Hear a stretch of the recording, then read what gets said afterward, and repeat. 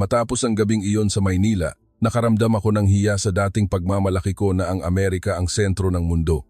Isang pangungusap lamang ang nagpatahimik sa buong silid-aralan dahil ang nagsalita ay hindi isang ordinaryong tao kundi ang punong flight attendant na Amerikana na nagtatrabaho ng higit sa 15 taon. At ang mas nakakagulat, hindi lamang ako ang nagtanggap ng mapait na katotohanan ito.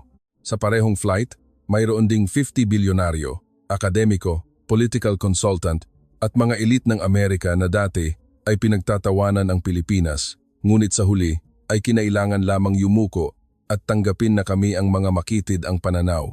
Walang sinuman ang umasa na ang isang emergency landing dahil sa bagyo ay magiging gabi na sisira sa lahat ng aming pagmamataas at magpapakita sa akin na ang tunay na kadakilaan ay hindi nasa kapangyarihan o pera, kundi nasa paraan kung paano tinatrato ng isang bansa ang mga tao sa kanilang pinakamahina. Bilang isang punong flight attendant, dumaan ako sa hindi mabilang na flight na halos makilala ko na ang amoy ng pagod, karangyaan at kayabangan sa pamamagitan lamang ng instinct. Sa pagpasok ko pa lang sa gate ng eroplano noong umagang iyon, alam ko na agad na kakaiba ang flight na ito. Ang listahan ng mga pasahero sa business class at first class ay mahaba at puno ng mga pangalan na maraming Amerikano ang mapapahinto at titingnan ulit. Mga CEO ng malalaking investment firms, malalaking donor ng nangungunang universidad, propesor mula sa mga institusyong hinahangaan ng buong bansa, mga political policy consultant, mga negosyanteng may impluensya sa media, teknolohiya at financial markets. Ang mga taong ito ay sanay sa pinakamahusay na pagtanggap at higit pa rito, sanay sila sa paniniwala na ang kanilang opinyon ay may bigat upang husgahan ang halaga ng buong mundo. Ako si Rachel. Nagtatrabaho ako bilang punong flight attendant sa loob ng 15 taon. Tinuruan ako ng karanasan na ang mga mayayaman ay hindi laging nagpapahirap sa flight, ngunit ang mga naniniwala na mas mataas sila kaysa sa iba ang nagpapahirap sa kapaligiran sa loob ng eroplano ng walang ingay. At noong umagang iyon, mula sa unang sandali na nakita ko ang hanay ng mga mamahaling bag, ang tunog ng mamahaling leather shoes sa sahig, at ang mga pag-uusap na puno ng labis na kumpiyansa, alam ko na ang flight na ito ay nagdadala ng higit pa sa mga pasahero. Nagdadala ito ng isang buong saloobin ng mataas na uri ng mga Amerikano sa himpapawid. Ang kanilang tunay na destinasyon ay hindi Pilipinas. Ang Maynila sa orihinal na plano ay isang stopover lamang sa business at vacation plans ng ilan. Ang ilan ay planong lumipad para sa isang pulong, ang ilan ay pupunta sa pribadong resort sa ibang bansa. Ang ilan ay nagsasalita tungkol sa Timog Silangang Asya na parang ito ay isang backdrop lamang ng kanilang buhay, isang maganda, kakaiba at murang lugar na inilaan upang magsilbi sa kaginhawahan ng mga bisita mula sa kanluran. Walang sinuman sa eroplanong iyon ang nagsalita tungkol sa Pilipinas bilang isang bansa na may seryosong matututunan. Pinag-uusapan nila ito na parang isang uri ng serbisyo, na parang isang tropikal na syudad na may ngiti, pagkain, spa, simbahan, night market at pagkatapos ay tapos na.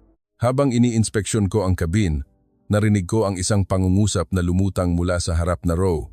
Isang lalaking nasa midlife ang tumawa ng mahina habang tumatanggap ng champagne mula sa isang flight attendant at nagsabing, "Maganda ang Maynila para sa 2 gabi kung gusto mo ng masahe, kakaibang pagkain, o makita ang mga taong ngumingiti sa iyo palagi." Ang babaeng katabi niya ay ngumiti bilang pagsang-ayon bago idinagdag, "Oo, pero ganoon lang talaga ang lugar. Angkop para sa bakasyon, hindi isang bansa na titingnan mo at iisipin ang hinaharap."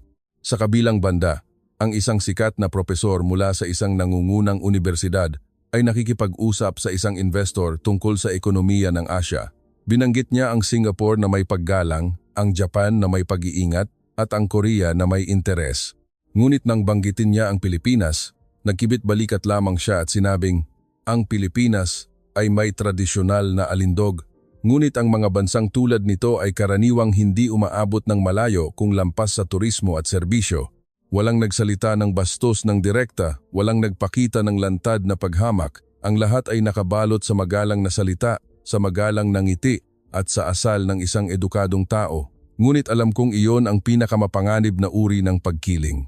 Hindi ito sumisigaw, hindi ito bastos, Hindi ito nagpapakita ng hayagan dahil malalim ang pagkakaugat nito, sapat na upang bawasan ang halaga ng isang buong bansa sa mababaw na imahe. Gusto kong sabihin na iba ako sa kanila noon, ngunit ang totoo, hindi rin ako gaanong naiiba.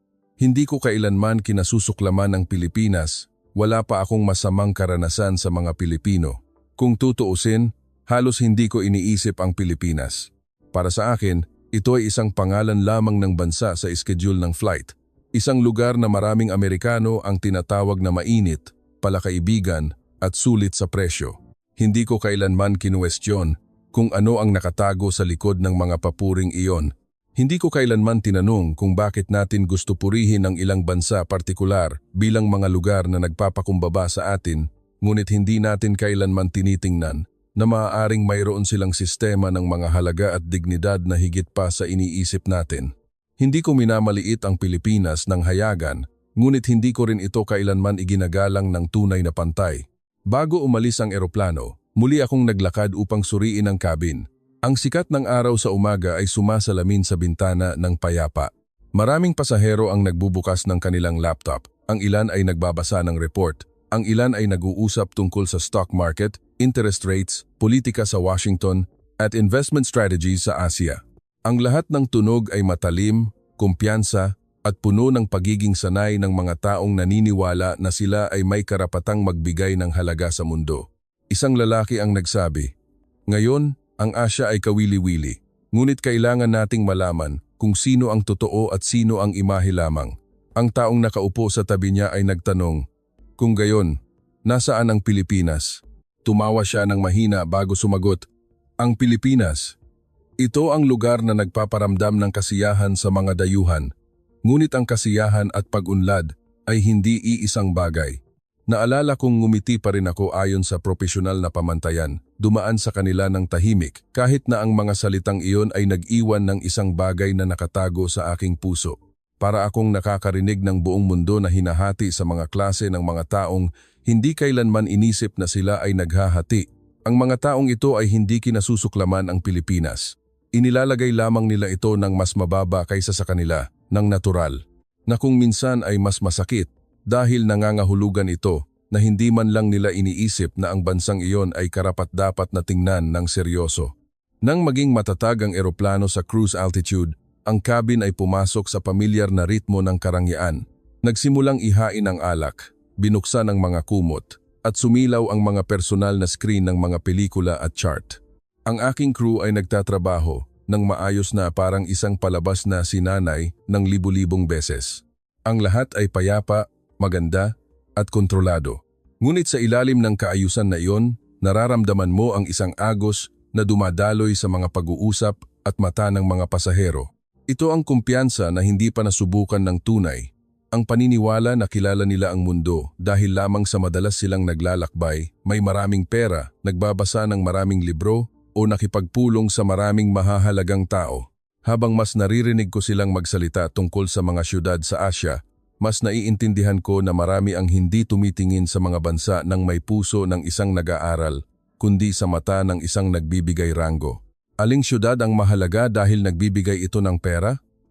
Alin ang may alindog dahil nagbibigay ito ng karanasan? Alin ang sapat na maganda para sa isang gabi? At alin ang karapat-dapat sa paggalang ng mga kanluraning elite? Ang Pilipinas, sa kanilang pananaw, ay hindi kasama sa huling kategorya.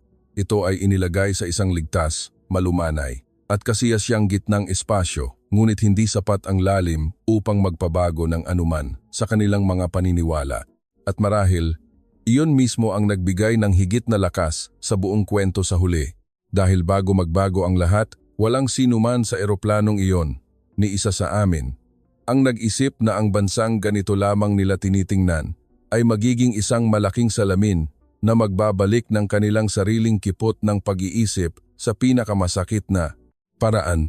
Lahat kami ay nakaupo sa gitna ng aming kaginhawaan, kumpiyansa at kapangyarihan, na parang ang mundo ay nananatili sa lumang kaayusan na kinasanayan namin nang hindi nalalaman na sa ilang sandali, magsisimula ang isang pangyayari na dahan-dahang maghuhubad sa amin ng maskara ng pagiging superior at sa oras na iyon, hindi lamang ang ruta ng flight ang magbabago, kundi ang aming mga puso, ay hindi na babalik sa dati. Mga 1 oras matapos umakyat ang eroplano sa steady cruising altitude, nagsimulang lumubog ang cabin sa pamilyar na ritmo ng karangyaan at kumpiyansa.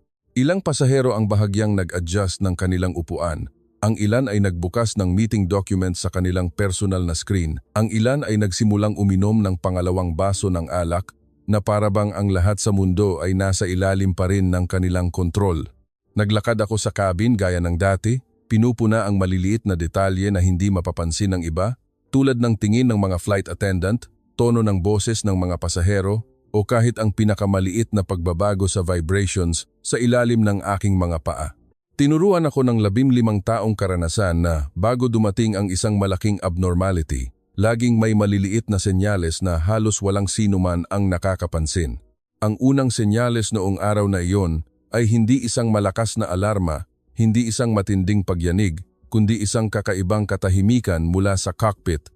Karaniwan, ang mga piloto ay nagpapadala ng mensahe sa isang medyo pare-parehong ritmo, nagre-report ng posisyon, kondisyon ng panahon, at nagbibigay sa crew ng plano para sa susunod na serbisyo. Ngunit noong araw na iyon, matapos ang isang maikling mensahe, ang lahat ay tahimik ng mas matagal kaysa karaniwan. Automatiko akong tumingin sa relo ko, pagkatapos ay tumingin sa isang junior flight attendant na nagliligpit ng mga tray ng pagkain. Nagkatinginan kami. Ang kanyang mukha ay kalmado pa rin, ngunit alam kong sinisimulan na rin niyang maramdaman ang isang bagay na kakaiba. Hindi nagtagal, umilaw ang seatbelt sign kasabay ng orange light sa itaas ng ulo. Ang boses ng kapitan ay umalingaw sa speaker na may kalmado ngunit mas mabilis kaysa karaniwan. Hiniling niya sa mga pasahero na bumalik sa kanilang upuan dahil mayroong kaunting turbulence sa unahan. Ang salitang kaunti sa aviation jargon ay hindi kailanman nagpapagaan ng loob ko.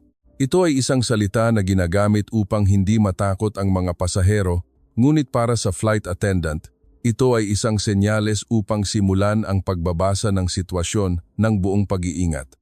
Ako at ang aking team ay mabilis na sinuri ang kaligtasan sa cabin sa isang sistematikong paraan.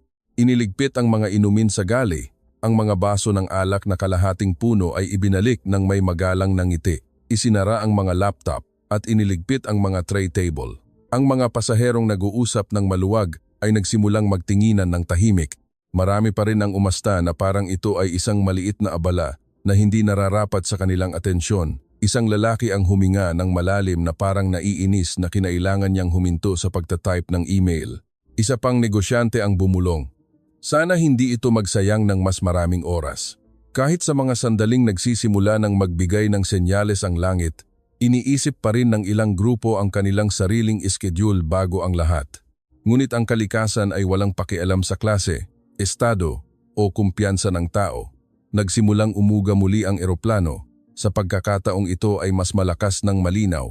Hindi ganoon kalakas para sumigaw agad ang mga tao, ngunit sapat na upang malingat ang lahat mula sa kanilang mga screen at tumingin sa bintana. Tumitingin ako sa labas at nakita ko ang langit na kanina lang ay mapusyaw na kulay abo, ngayon ay mabilis na nagdidilim. Ang makapal na ulap ay nabuo sa malalim na layer na halos hindi na makita ang ilaw sa likod. Ang abot-tanaw na dati ay matatag, ay parang unti-unting binubura ng isang tao. Dumating ang tawag mula sa cockpit. Inalis ko ang aking kamay mula sa hawakan at mabilis na lumakad sa pasilyo na nagsisimulang umuga ng bahagya. Ang bawat hakbang ay nangangailangan ng mas matinding balanse kaysa karaniwan. Nang bumukas ang pinto ng cockpit, agad kong nalaman na hindi na ito isang maliit na bagay. Ang radar screen ay nagliwanag sa malalaking pula at lilang grupo na kumakain ng malaking espasyo ng nakakatakot. Ang kapitan ay lumingon sa akin. Ang kanyang mga mata ay kalmado pa rin ngunit mas matindi kaysa sa nakita ko. Ang co-pilot ay nakikipag-ugnayan sa air traffic control ng mabilis at tumpak.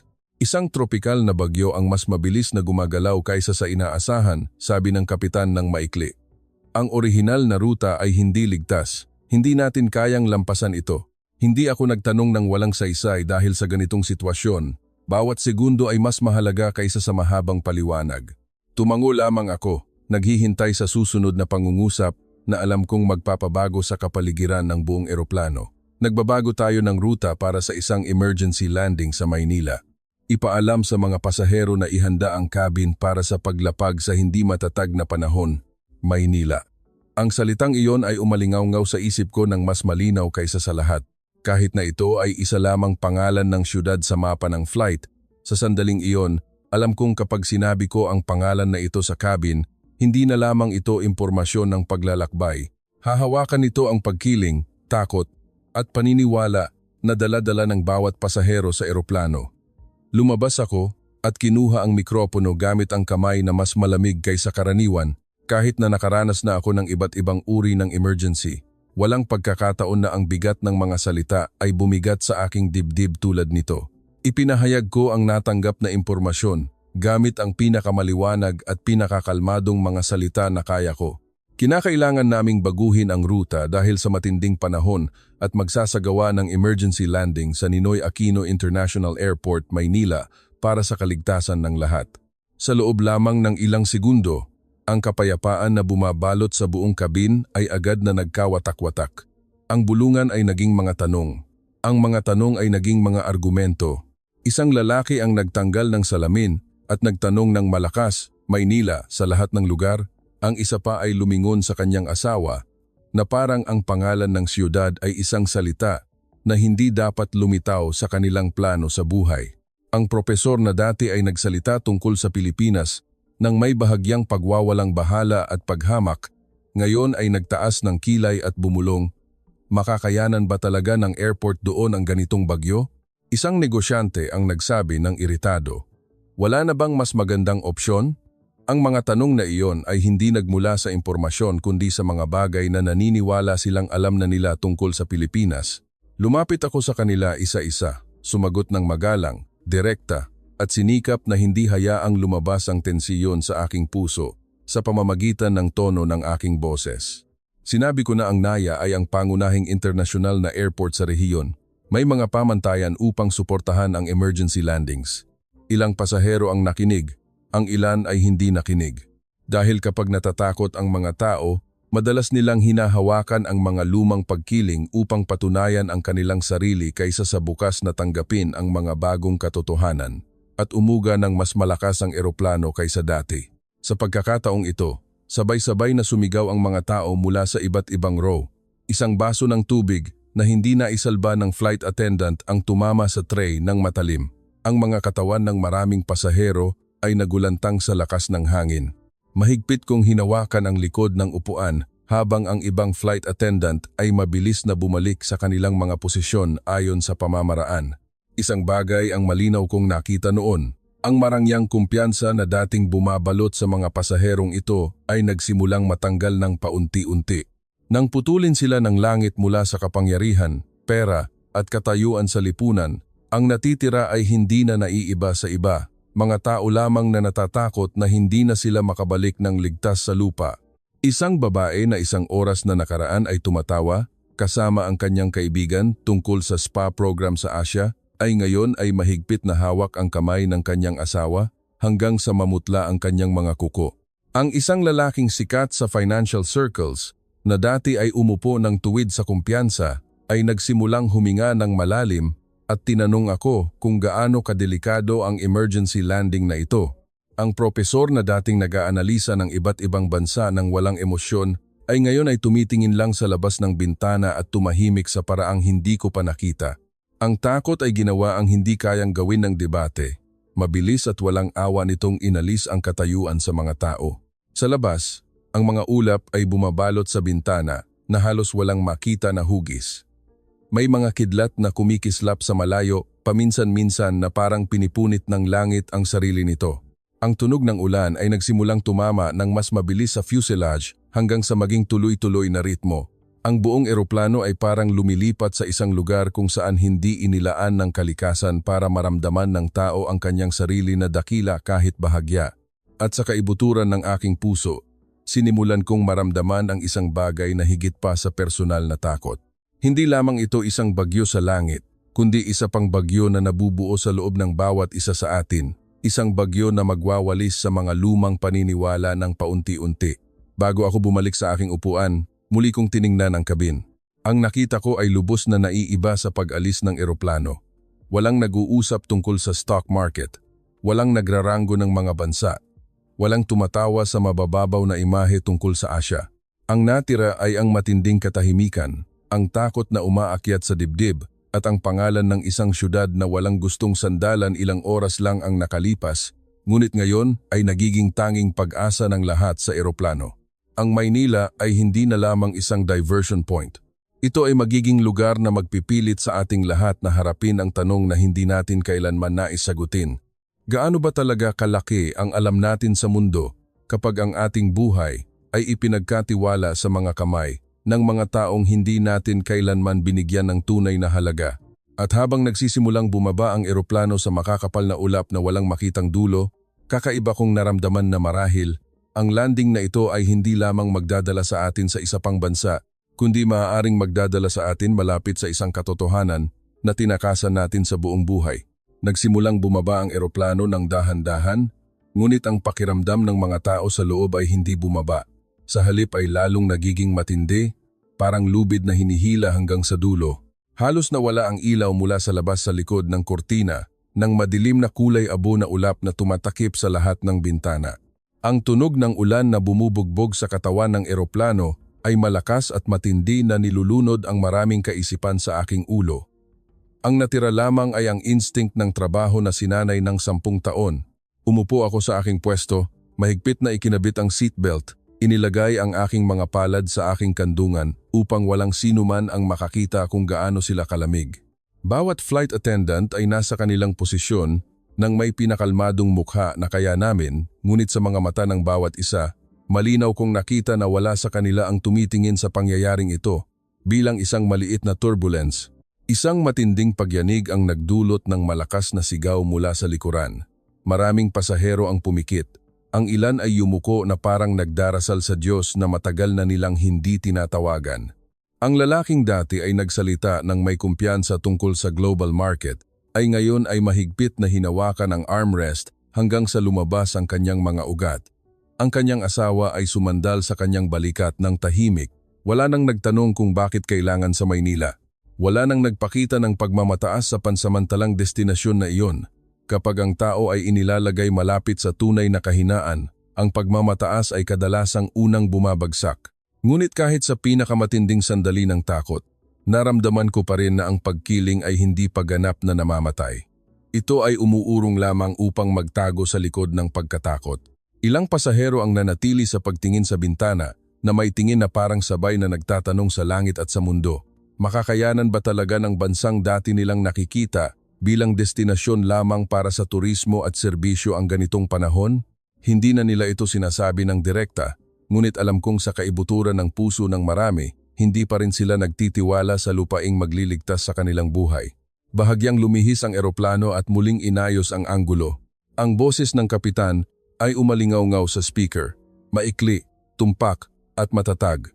Ipinahayag niya na naidala na kami sa approach path ng NAIA. Ang ilang simpleng pangungusap na iyon ay dapat na nagpapagaan sa aking loob, ngunit mas lalo akong nakaramdam ng bigat dahil nangangahulugan ito na sa loob ng ilang minuto, kailangan naming ipagkatiwala ang lahat sa kasanayan ng mga tao sa lupa sa ibaba, mga taong walang sinuman sa eroplanong ito ang seryosong iginalang dati. Muli akong tumingin sa labas ng bintana. Sa pagkakataong ito, sa gitna ng kurtina ng ulan at kadiliman, nagsimula akong makita ang isang uri ng ilaw. Sa una, ito ay malabong mga tuldok na nakakalat, parang larawan ng isang syudad na natutunaw sa tubig. Ngunit sa loob ng ilang segundo, ang mga tuldok na iyon ay dahan-dahang naging isang tumpak na linya. Isang linya ng runway lights na tuwid, matatag, at mas maliwanag kaysa sa inaasahan ko. Ang mga ilaw na iyon ay hindi kumikislap ng magulo. Hindi umuuga na parang ang mga tao ay nagmamadaling ayusin ang isang kaguluhan.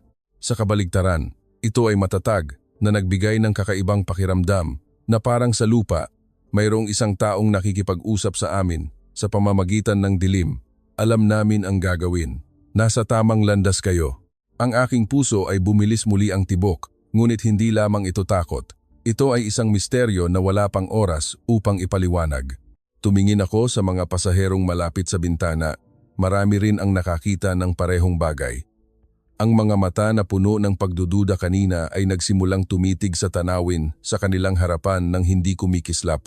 Sa dilim ng bagyo, ang airport ay hindi mukhang isang lugar, na nagpupumilit na harapin ang isang emergency, ngunit mukhang isang sistema na inihanda para sa ganitong uri ng pangyayari ng matagal na. Habang bumababa pa kami, mas marami akong nakita sa lupa. Mga sasakyang pang-airport na nakaposisyon ng maayos. Ang mga orange at pulang ilaw mula sa mga service vehicle ay sumasalamin sa kurtina ng ulan sa isang organisadong ritmo. Ang bawat sasakyan ay hindi tumatakbo ng magulo, ngunit gumagalaw na parang alam na ng bawat isa ang kanilang tungkulin. Hindi ko alam kung bakit naapektuhan ako ng tanawing iyon.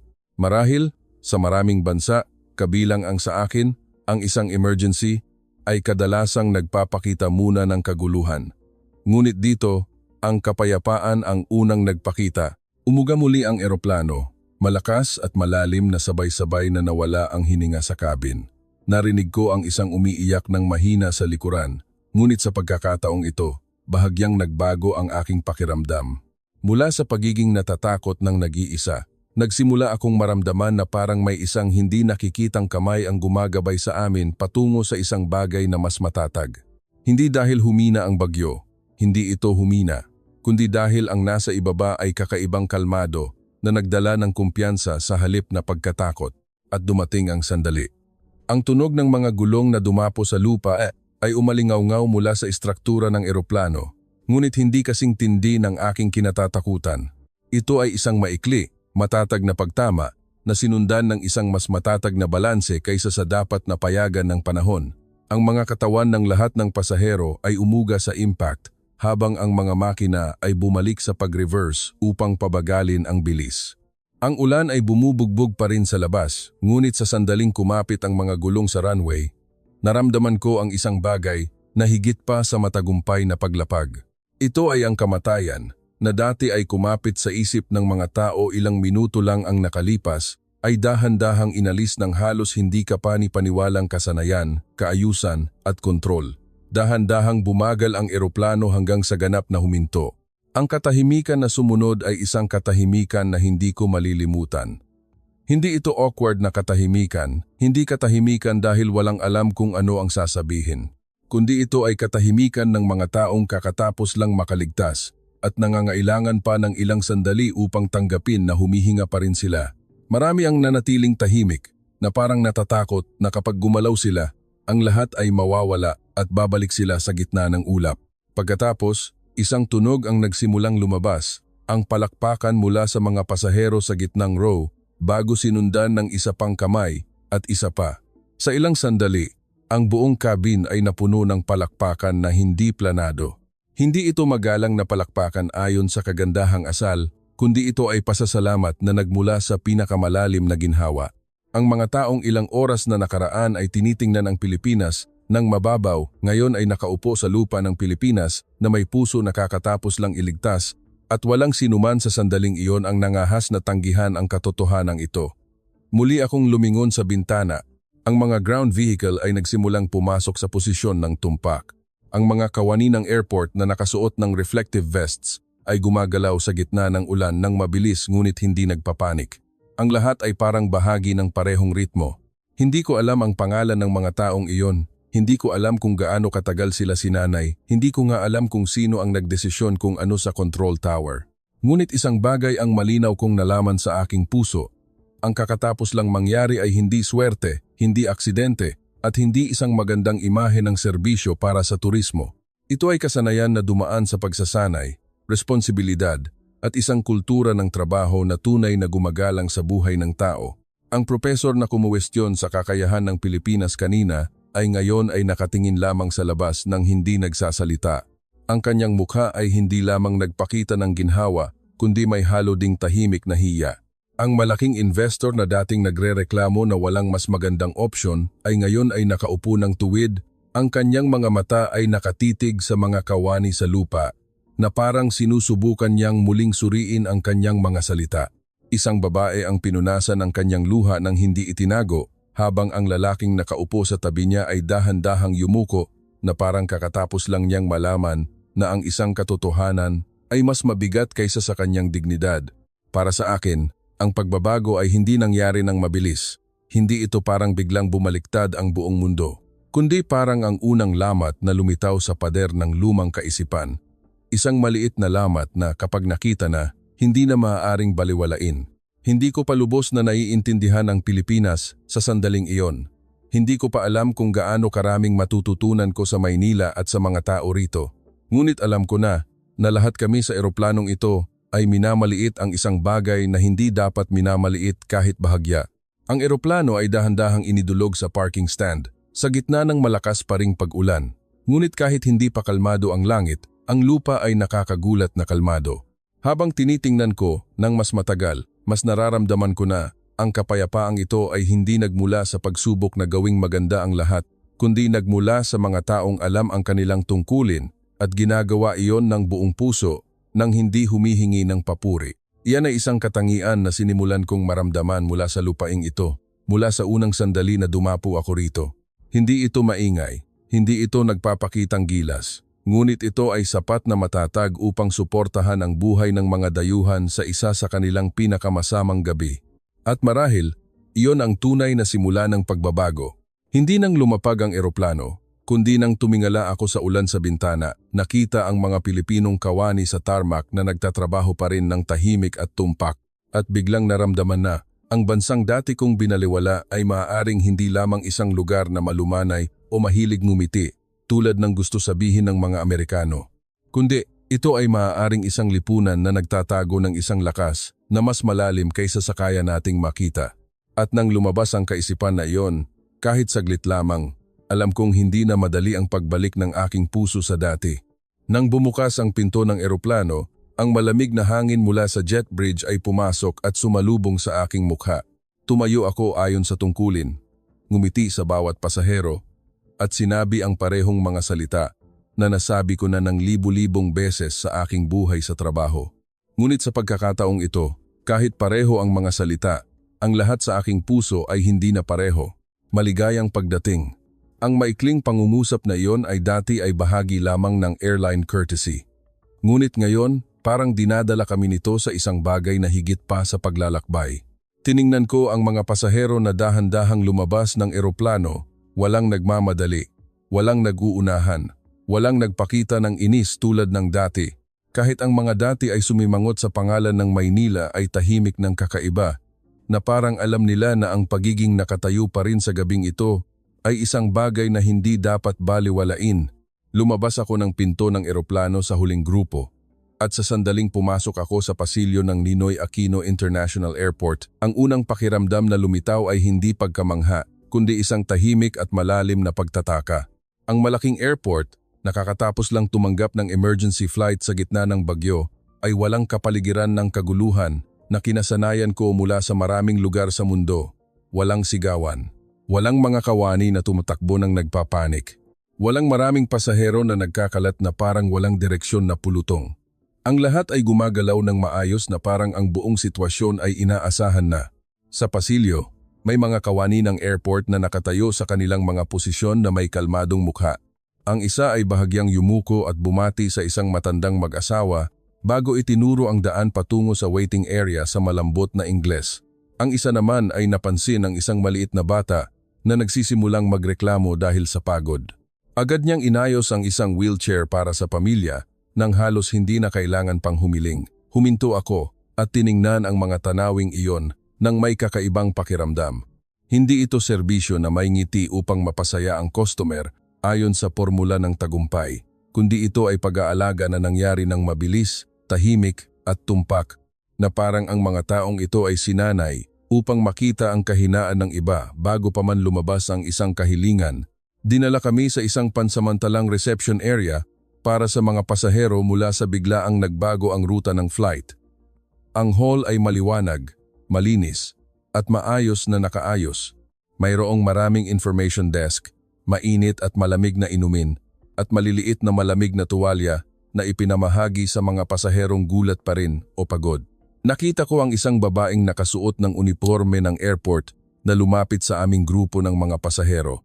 Bahagya siyang yumuko bago magbigay ng maligayang pagdating at humingi ng paumanhin sa abala, sa kabila ng katotohanang ang kanyang bansa ay nagliligtas sa aming buhay. Hindi ako sigurado kung ano ang naramdaman ng ibang pasahero sa sandaling iyon, ngunit para sa akin, ang paumanhin na iyon ay parang malakas na kumalabit sa aking puso. Ang mga taong ito ay hindi ang sanhi ng bagyo. Hindi sila ang nagpabago sa aming plano sa paglalakbay at wala silang moral na obligasyon na pasanin ang kaguluhan mula sa isang buong eroplano ng mga dayuhan. Sa halip, tinanggap nila kami ng may paggalang at humingi ng paumanhin na parang ang aming pagod ay mahalaga sa kanila. Hindi ko maiwasang isipin ang aking sariling bansa. Sa maraming pagkakataon na mabagal o nagkamali ang sistema, ang mga pasahero ay madalas na inihahagis mula sa isang lugar patungo sa isa pa na parang mga problema na kailangan lamang ipasa. Ngunit dito, kami ay tiningnan bilang mga tao bago tiningnan bilang isang pasanin. Ang mga nangungunang pasahero ng Amerika na ilang oras lang ang nakalipas ay nagsasalita tungkol sa Pilipinas na parang isang backdrop lamang ng kanilang bakasyon, ay ngayon ay nakaupo ng tahimik sa mga upuan sa waiting area. Ang ilan ay may hawak na baso ng mainit na tubig sa kanilang kamay na parang sinusubukan nilang mag-isip muli. Ang ilan ay tumitingin sa paligid na may tingin na hindi na puno ng paghatol, kundi puno ng pagtatangka na intindihin kung bakit ang lugar na ito ay tila handang harapin ang kawalan ng katiyakan ng natural. Isang malaking investor ang bumulong sa kanyang asawa. Akala ko ay mas magiging magulo pa ito. Ang kanyang boses ay hindi nangungutya.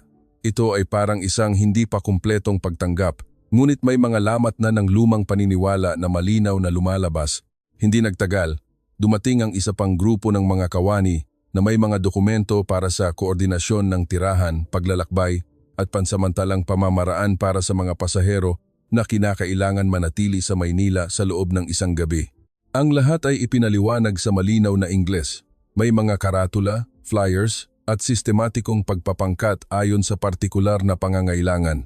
Ngunit ang nakaka-impress sa akin ay hindi lamang ang kahusayan ng impormasyon, kundi ang tono ng boses ng mga nagbibigay ng impormasyon.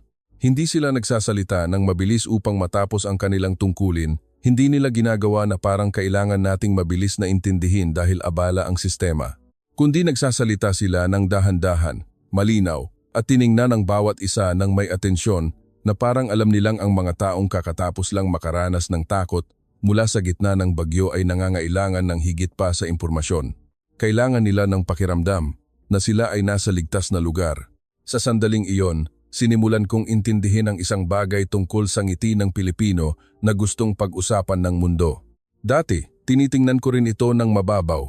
Iniisip na ito ay bahagi ng industriya ng turismo, isang kagandahang asal, isang maganda at kaibig-ibig na pagiging palakaibigan na nagpaparamdam ng kasiyahan sa mga dayuhan.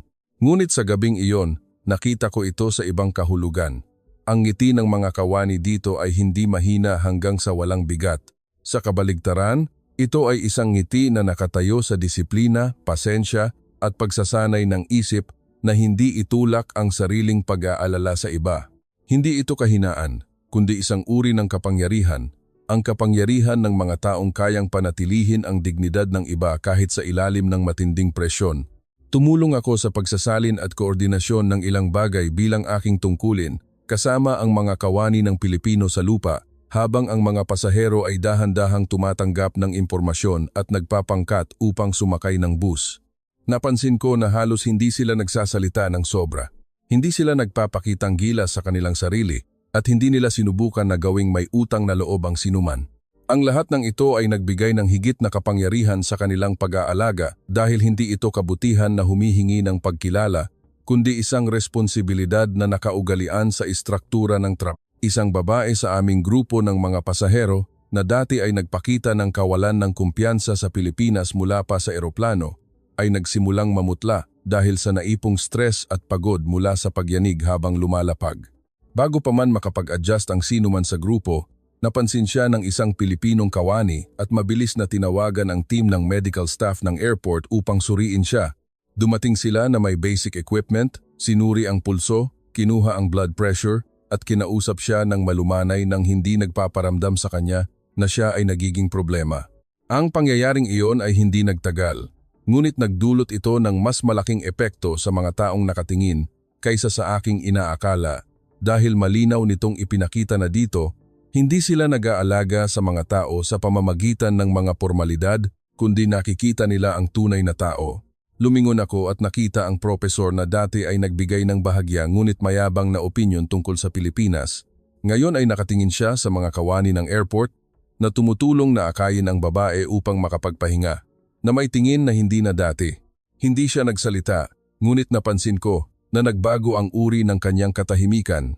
Hindi na ito pagwawalang bahala ng isang taong nagtatasa ng mundo mula sa malayo, kundi ito ay katahimikan ng isang taong kakatapos lang maramdaman na dati ay mas mababaw ang kanyang pananaw kaysa sa katotohanan. Habang ang grupo ng mga pasahero ay dinadala mula sa gusali patungo sa boarding area ng airport shuttle, tuloy-tuloy pa rin ang pag-ulan sa labas. Ngunit sa loob ng gusali, ang lahat ay nagaganap pa rin ng may nakakagulat na malumanay na kaayusan. Ang mga kawani sa paglilinis ay nagpupunas ng mga basang sahig sa parehong ritmo ng daloy ng mga tao. Ang mga signages ay maliwanag at malinaw. Ang ilang tindahan ay bukas pa rin gaya ng dati. Ang amoy ng tsaa at kape ay bahagyang lumulutang sa hangin. Ang lahat ng ito ay nagdulot sa akin ng isa pang kakaibang pakiramdam, na parang hindi tumugon ang Pilipinas sa krisis sa pamamagitan ng pagpapakita ng matinding kapangyarihan, kundi sa pamamagitan ng kakayahang panatilihin ang pagiging tao sa gitna ng matinding presyon. At iyon mismo ang punto kung saan ang ilang kaisipan sa loob ko ay nagsimulang magbago ng seryoso. Lumaki ako sa paniniwala ng Amerikano na ang lakas ay laging kaakibat ng malakas na tunog, katatagan, kontrol at malinaw na pagpapakita ng kakayahan. Ngunit ang nakikita ko sa Maynila ay kabaligtaran. Dito, matatag sila ng hindi sumisigaw. May sistema ng hindi nagpaparamdam ng pressure sa mga tao, may disiplina ng hindi malamig, at may profesionalismo ng hindi nawawala ang pagiging malumanay. Hindi ito modernismo na gustong magpakita, kundi ito ay isang kabihasnan na lumalabas sa maliliit na detalye na hindi kayang tanggihan ng isang bisita na tulad namin. Ang unang shuttle ay nakaparada sa ilalim ng mainit na ilaw ng gusali. Ang mga pasahero ay dahan-dahang sumakay ng tahimik.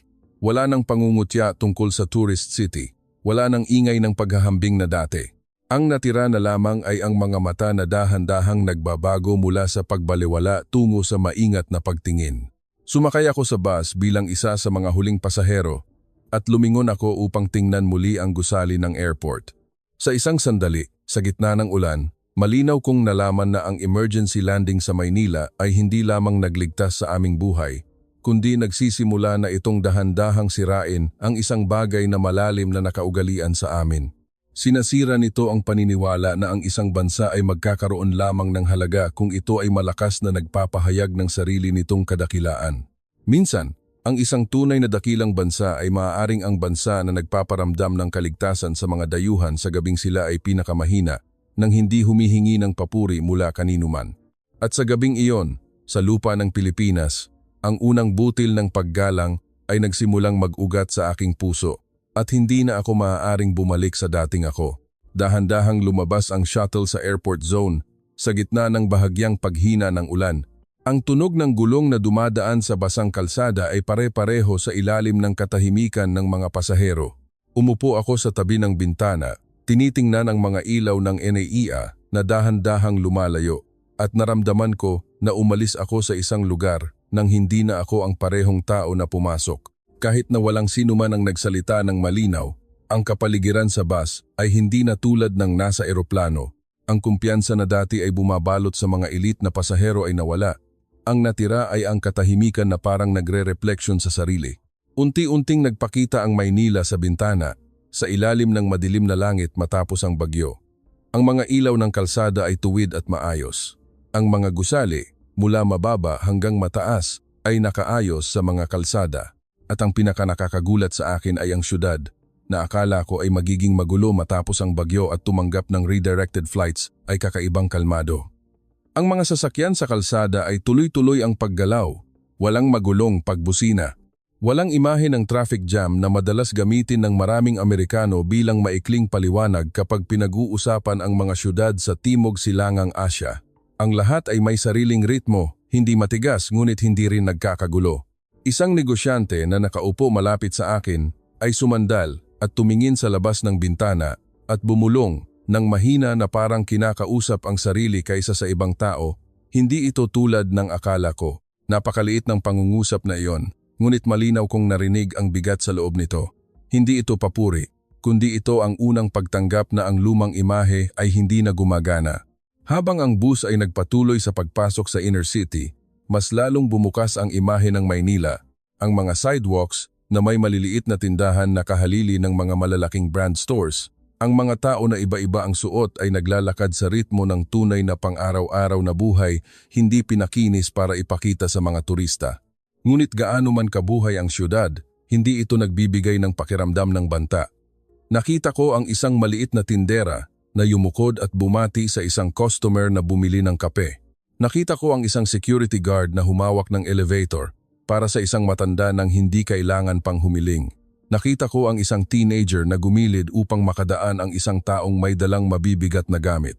Ang lahat ay napakaliit na halos walang sinuman ang magsusulat ng ulat tungkol dito, ngunit mas maliit, mas malinaw nitong sinasabi ang katotohanan ng lipunan. Huminto kami sa isang maliit na restaurant sa gitna ng syudad. Simple ang mga kahoy na lamesa, may menu sa Tagalog at Ingles. Ang may-ari ng restaurant ay isang babaeng nasa midlife na ngumiti at tinanggap kami ng magalang ng walang pagpapanggap. Ang pagkain ay mabilis dumating, malinis, at mas maayos ang pagkakahanay kaysa sa inaasahan ko mula sa ganitong kalaking restaurant. Ilang pasahero na dati ay iniisip na ang pagkain ng Pilipino ay isang kulay lamang ng turismo ay nagsimulang kumain ng tahimik bago tumingala at nagkatinginan ng may pagtataka. Walang nagsalita ng malalaking salita, ngunit nakita ko ang isang pagbabago na lumilitaw sa kanilang asal. Dahil kapag ang mga ordinaryong bagay ay ginagawa ng maayos at tuloy-tuloy, dahan-dahan itong sisirain ang lumang paniniwala na ang kalidad ay matatagpuan lamang sa mga lugar na dati nating tinatanggap. Matapos kumain, dumaan kami sa isang maliit na eskinita na may mga fruit stand, food cart at lumang simbahan na nakatago sa pagitan ng mga modernong gusali. Iyon ay isa pang tanawin na malakas na humipo sa aking puso. Hindi sinubukan ng Maynila na burahin ang nakaraan upang magmukhang moderno at hindi rin ito nananatili sa nakaraan upang tanggihan ang kasalukuyan. Pinapayagan ng syudad ang luma at bago na magsama ng walang pag-aalinlangan. Tinitingnan ko ang gintong simbahan na lumilitaw sa itaas ng linya ng salamin na gusali at sa sandaling iyon, sinimulan kong intindihin na ang isang uri ng pag-unlad ay maaaring hindi kailangang ipahayag ang sarili sa pamamagitan ng pagputol sa mga lumang ugat. Ang ilang lipunan ay umuunlad dahil alam nila kung paano dalhin ang nakaraan kasama nila ng payapa. Ang parehong investor na dati ay nagsalita tungkol sa Pilipinas nang may pagwawalang bahala mula pa sa eroplano ay ngayon ay dahan-dahang lumakad sa aking tabi.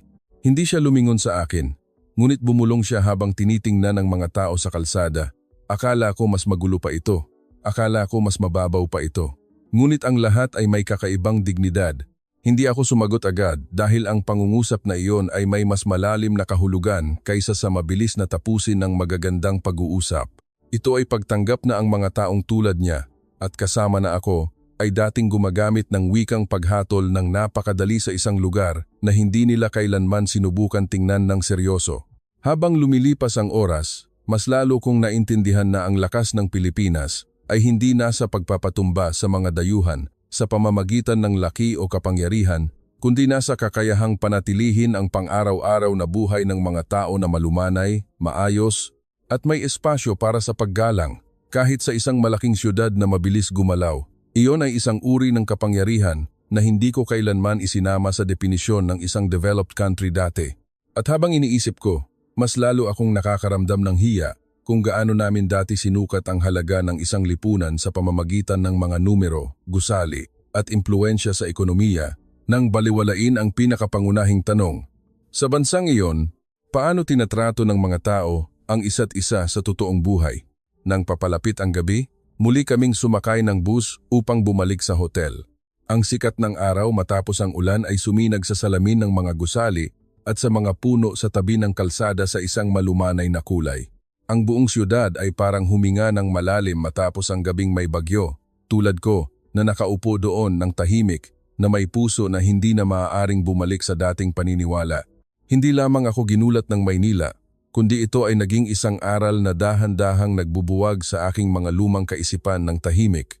Isang aral na nagtuturo na ang kabihasnan ay maaaring hindi nasa kung gaano ipinapahayag ng isang lipunan ang sarili nitong kadakilaan, kundi nasa paraan kung paano ginagawa ng isang syudad na maramdaman ng mga tao na sila ay may halaga pa rin bilang tao kahit na hindi nila sinasadyang mapadpad doon. Ang umaga ng ikatlong araw ng pagiging nasa Maynila ay nagsimula ng mas tahimik kaysa sa mga nakaraang araw, na parang ang bagyo noong unang gabi ay nagwalis ng isang bagay mula sa aming mga puso. Ang buong syudad sa ilalim ng sikat ng araw sa umaga ay mukhang kakaibang malumanay. Ang maputlang sikat ng araw ay bumagsak sa salamin ng bintana ng hotel. Ang mga kawani sa lobby ay yumuko at bumati ng may kalmadong ngiti. Maraming pasahero sa aming grupo ang nagsimulang mag-usap ng mas mahina kaysa dati. Wala nang mapangutya na tono. Wala nang pag-uusap ng mga taong nag-iisip na sila ay nag-e-explore ng mundo mula sa itaas. Kahit na hindi pa nila lantaran na inaamin na nagbago sila, malinaw kong naramdaman na may isang bagay na natutunaw sa loob ng bawat isa. Naghahanda kami para sa programa ng araw na iyon. Habang sinusuri ko ang kaayusan ng grupo malapit sa reception desk, narinig ko ang mabilis na tunog ng high heels na tumatama sa marmol na sahig mula sa kabilang panig ng lobby. Nang lumingon ako, nakita ko ang isang babae mula sa grupo, ang asawa ng malaking investor na dati ay halos panatilihin ang marangal na asal sa bawat minuto na ngayon ay hawak ang kanyang tiyan. Ang kanyang mukha ay maputla na halos walang dugo. Ang kanyang paghinga ay maikli at mabilis. Ang kanyang mga labi ay nanginginig na parang sinusubukan niyang pigilan ang sakit na lumabas sa pamamagitan ng tunog. Ang kanyang asawa, na dati ay kinokontrol ang bawat sitwasyon nang may kumpiyansa, ay ngayon ay nakatayo sa tabi niya nang halos walang magawa. Napakabilis ng lahat, ngunit ang pinakamalinaw kong naaalala ay hindi ang bilis kundi ang kalmado ng mga Pilipino sa sandaling iyon. Isang babaeng kawani ng hotel ang mabilis na lumapit at inalalayan ang babae upang umupo ng maingat. Hindi siya nagpakita ng pagkatakot, hindi siya nagsalita ng malakas, hindi niya pinahirap ang sitwasyon. Nagsalita siya ng mahina at matatag, ayos lang po. Tutulungan po namin kayo. Kasabay nito, ang isa pang kawani ay tumawag sa ambulansya na may maikli, tumpak at malinaw na pangungusap. Walang tumakbo ng walang direksyon. Walang sumigaw ng paulit-ulit na tanong upang magsayang ng oras. Ang lahat ay parang gumagalaw sa pamamagitan ng instinct ng pag-aalaga na sinanay hanggang sa maging natural. Lumuhod ako sa tabi ng babae, hinawakan ang kanyang kamay, at sinubukan siyang tulungan na huminga ng dahan-dahan. Siya ay matinding nasasaktan. Ang kanyang noo ay pinawisan. Ang kanyang asawa ay patuloy na nagtatanong kung ano ang nangyari, kung seryoso ba, at kung dapat ba namin siyang dalhin agad sa pinakamahusay na pribadong ospital. Ang kanyang mga tanong ay parang sa isang tao na sa buong buhay niya ay naniniwala na ang solusyon sa lahat ay ang bilhin ang pinakamahusay na opsyon ng pinakamabilis. Ngunit sa sandaling iyon, ang nagligtas sa kanyang asawa ay hindi ang kapangyarihan ng pera, kundi ang mga dayuhan sa lupaing dati niyang minamaliit. Napakabilis dumating ng ambulansya na maraming tao sa grupo ang tumingin sa kanilang relo nang hindi makapaniwala. 2 emergency medical technician at isang nurse ang bumaba sa sasakyan ng mahusay. Agad nilang sinuri ang kondisyon ng pasyente sa isang mabilis ngunit hindi nakakatakot na paraan. Ang isa ay kinuha ang blood pressure. Ang isa ay nagtanong ng mga sintomas sa malinaw at magalang na Ingles. Ang nurse ay bahagyang hinawakan ang noo ng pasyente gamit ang likod ng kanyang kamay habang nagsasabi, "Manatili ka lang sa amin, magiging maayos ka." Ang pangungusap na iyon ay napakasimple, ngunit sa sitwasyon na halos mawalan ng lakas ang babae sa sakit, ito ay parang isang maliit na lubid na inihagis sa isang taong nalulunod. Sumakay ako sa ambulansya kasama siya at ang kanyang asawa. Habang gumagalaw ang sasakyan, tahimik akong tumitingin sa maliliit na pangyayari sa paligid. Ang mga instrumento ay ginamit ng may kasanayan. Ang tunog ng komunikasyon sa ospital sa dulo ay malinaw at may kaayusan. Walang nagmamadali na parang gulat, kahit na lahat ay nakikipaglaban sa oras. Ang pinaka-nakaaantig sa akin ay walang pagkakataon na pinaramdam sa babae na siya ay isang pasanin. Gaano man siya kahina, kasakit o hindi makapagsalita, patuloy na ipinaliwanag ng lahat ng kawani ang gagawin nila. Hinahawakan siya ng maingat at tinitingnan siya sa mata na parang patuloy nilang pinapatunayan na hindi lamang siya isang katawan na kailangang ayusin, kundi isang tao na karapat-dapat sa paggalang kahit sa kanyang pinakamalungkot na oras. Nang dumating kami sa ospital sa Maynila, lalo akong nakaramdam na parang nakikita ko ang isa pang layer ng katotohanan na hindi namin kailanman binigyan ng katarungan sa Pilipinas. Hindi kailangang maging marangya ang gusali upang magpabigat sa mga tao, ngunit ito ay malinis, maayos, at nagbibigay ng pakiramdam ng kaligtasan mula sa unang hakbang. Ang mga kawani ay mabilis na tinanggap ang kaso na parang ang bawat panig ay naglalaro ng kanilang papel sa isang orkestra na sinanay ng matagal. Ang kanyang asawa ay mabilis na kinuha ang kanyang wallet at telepono na parang naghahanda siyang makipaglaban sa isang magulong sistema ng gastos at dokumento na kinasanayan niya mula sa kanyang bansa.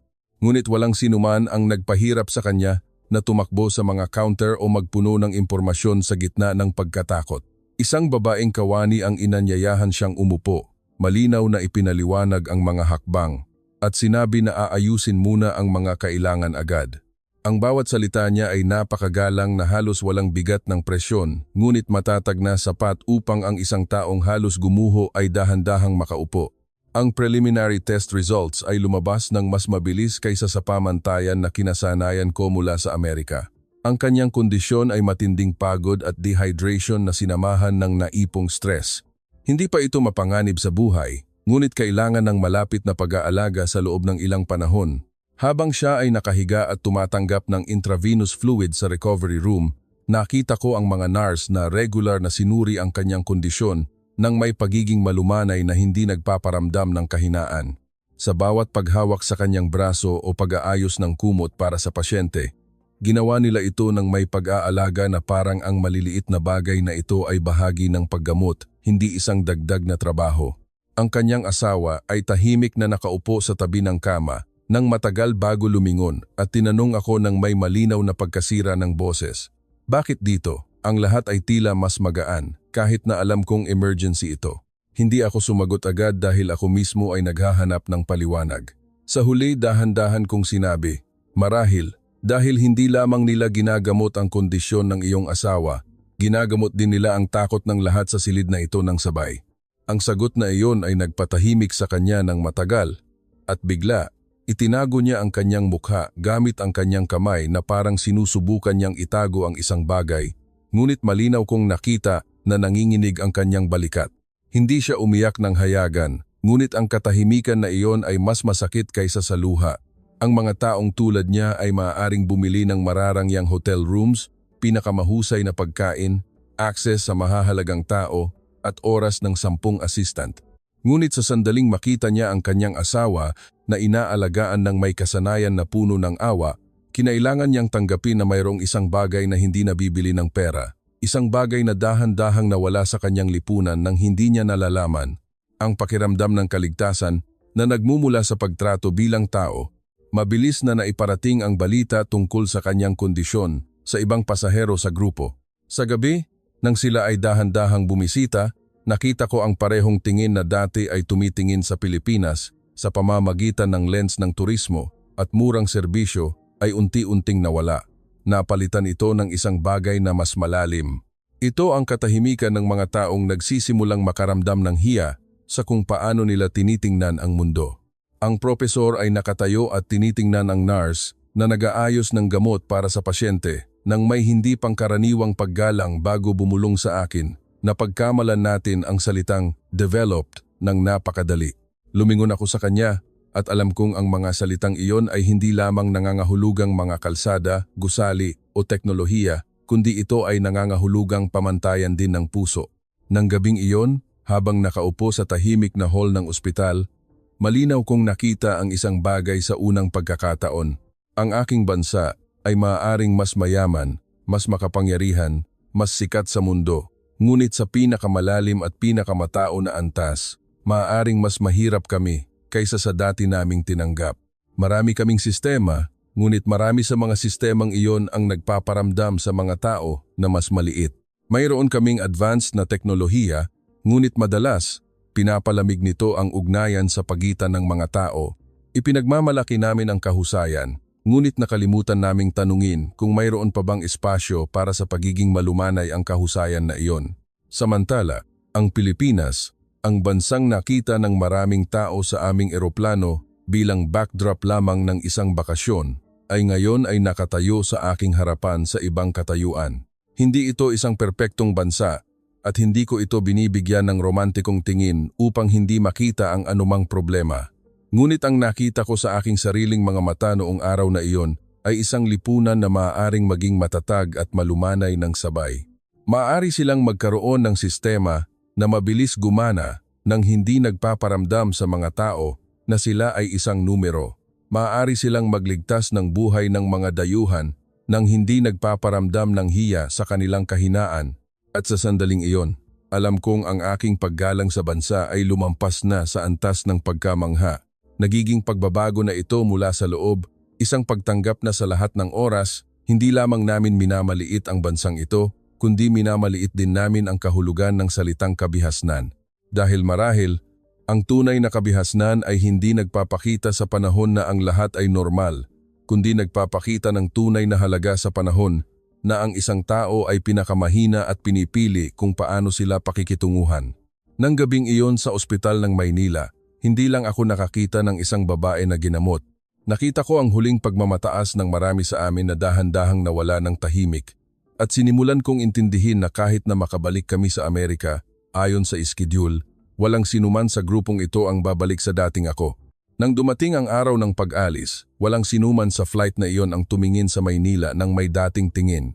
Ang syudad na dati ay minamaliit upang maging isang stopover lamang ay naging isang malaking salamin na nagpakita sa amin ng aming sariling kipot ng pag-iisip ng masakit. Tiningnan ko ang sikat ng araw sa runway nang may mas mabigat na puso. At alam kong ang pag-alis na ito ay hindi lamang pag-alis sa Pilipinas, kundi pag-alis din sa aking dating pagmamataas. Nang makabalik ako sa Amerika, ang lahat ay pareho, ngunit ako ay hindi na pareho. Ang airport, ang ingay ng mga tao, ang pagmamadali, at ang kawalang damdamin ng sistema ay nagpakita sa akin nang malinaw na ang ibinigay ng Pilipinas sa amin ay hindi lamang tulong sa panahon ng krisis, kundi isang aral tungkol sa dignidad ng tao. Naglakas loob akong sabihin iyon sa publiko kalaunan nang walang pag-aalinlangan. Ang bansang dati naming minamaliit ay mas nagturo sa amin kaysa sa anumang tinanggap namin mula sa sinuman sa loob ng maraming taon. Hindi ako ginulat ng Pilipinas sa pamamagitan ng kapangyarihan, kundi pinakumbaba ako nito sa pamamagitan ng maayos na pagiging malumanay, sa pamamagitan ng profesionalismo na hindi malamig, at sa pamamagitan ng kultura na hindi kailangang ipahayag ang sarili nitong kadakilaan upang maramdaman ng mga dayuhan ang kaligtasan. Iyan ang huling aral ng kwentong ito. Ang tunay na kabihasnan ay hindi ang pagiging mas mataas kaysa kaninuman, kundi ang pag-alam kung paano pakitunguhan ang iba nang may halaga sa panahon na sila ay pinakamahina. At mula ng gabing iyon, hindi ko na kailanman tiningnan ang parehong mundo sa parehong paraan.